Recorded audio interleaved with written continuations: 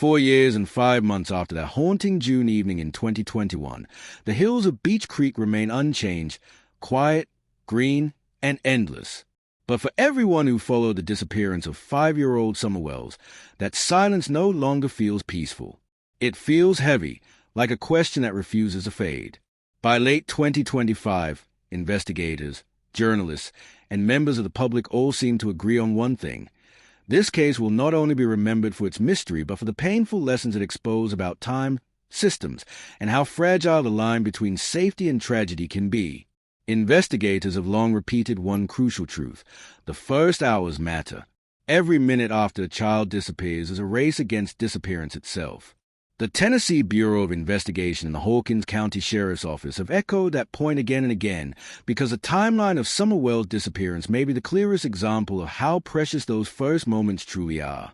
Summer vanished from her home in Rogersville, Tennessee, on June 15, 2021. The 911 call was made shortly after 6:30 p.m., sparking one of the largest search efforts in Tennessee's history.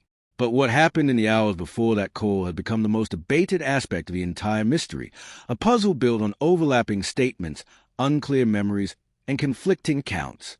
Experts in child abduction response now use the Wells case as a reminder of what happens when timelines blur and coordination falters. When statements conflict, when the sequence of events becomes uncertain, the golden hours vanish forever. Even now, in 2025, investigators stress that the timeline remains a key, the single thread that ties together every lead, every search, and every unanswered question. But beyond the timeline lies a deeper issue, one that existed long before that June day. The Department of Children's Services had already been familiar with the Wells family. Local reporting by the Kingsport Times-News revealed a history of instability, poverty, and alleged neglect. After Summer's disappearance, her 3 brothers were removed from the home and placed in protective custody, but by then it was too late for her. It left behind a haunting question that Tennessee lawmakers and advocates still debate today. Could earlier intervention or stronger oversight have changed the outcome? In the wake of her disappearance, child advocacy groups across the state renewed their call for reform.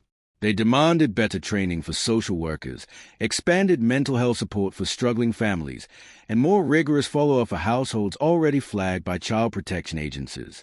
One advocate, speaking to WJL in October 2025, summed up the sentiment in a single exhausted truth.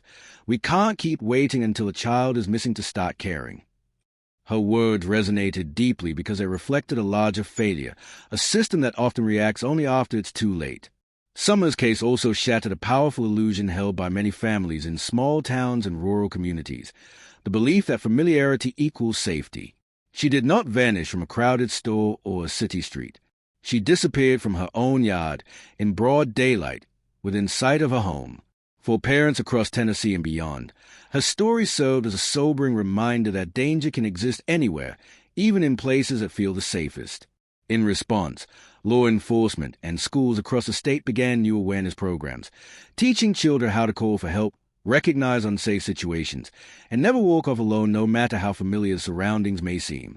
For many, these initiatives became part of Summer's lasting legacy, lessons written not in textbooks but in grief. They cannot bring her back, but they may one day save another child whose name we don't yet know. And as the years have passed, that may be the closest thing to justice this case has seen.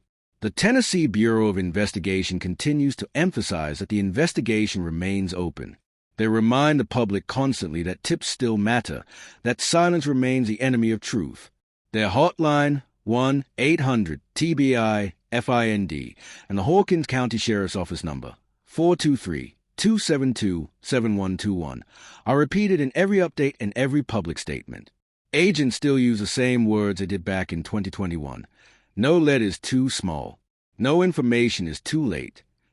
It's more than a slogan. It's a heartbeat of a case that refuses to fade.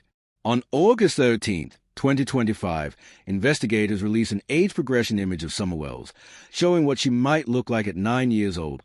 Older, wiser, her eyes still shining with that same spark the public remembers. A journalist who covered the release described it as a face reborn through technology and through love. That image now sits framed on a TBI investigator's desk in Nashville. Another copy hangs in the Beach Creek Volunteer Fire Department, where the very first search was launched 4 years earlier. And countless others appear on phone screens, refrigerators, and dashboards across Tennessee, reminders that she is more than a headline, more than a case file. She remains a symbol of persistence and hope. In December 2025, a candlelight vigil took place outside a small church near Rogersville. The crowd was quiet, their candles flickering in the cold night air. Parents, neighbors, and strangers stood together, united by the same enduring question. What really happened to Summer Wells? The pastor's voice trembled as he spoke. We may never know what happened to her, he said softly, but we know what she represents. She reminds us that justice isn't always a verdict. Sometimes it's the act of never giving up. His words carried through the still air, and for a moment the only sound was the wind moving through the Tennessee hills. One volunteer whispered what everyone was thinking. She would be 9 now. The crowd stood silent for a long time. It was a silence that said everything. Even now, new analysis of the original 2021 timeline has reignited public interest. Independent researchers and investigative journalists have begun revisiting those early hours, comparing digital data, archive footage, and recorded statements. Some have suggested that inconsistencies in those initial reports might have caused critical time to be lost, time that could have shaped the entire direction of the search. While officials have not confirmed any new developments, sources close to the investigation say that TBI analysts are quietly re-examining the original evidence using advanced technology unavailable in 2021. Whether these efforts will finally yield definitive answers is unclear, but they have rekindled hope among those who refuse to give up. For the people of Hawkins County, the search for truth has become something larger than any one case. It has become a symbol of community, persistence, and responsibility. Across Tennessee, the phrase, "no lead is too small," has taken on new meaning, not just for Summer Wells, but for every child still missing, every family still waiting. As the footage of the original search and vigils fades to black, one familiar line appears again and again. If you know anything about the disappearance of Summer Wells, please contact 1-800-TBI-FIND or the Hawkins County Sheriff's Office at 423-272-7121. Then, in quiet white letters, the final message appears: don't let the next child become another name on a poster. The music fades, leaving only the whisper of her name.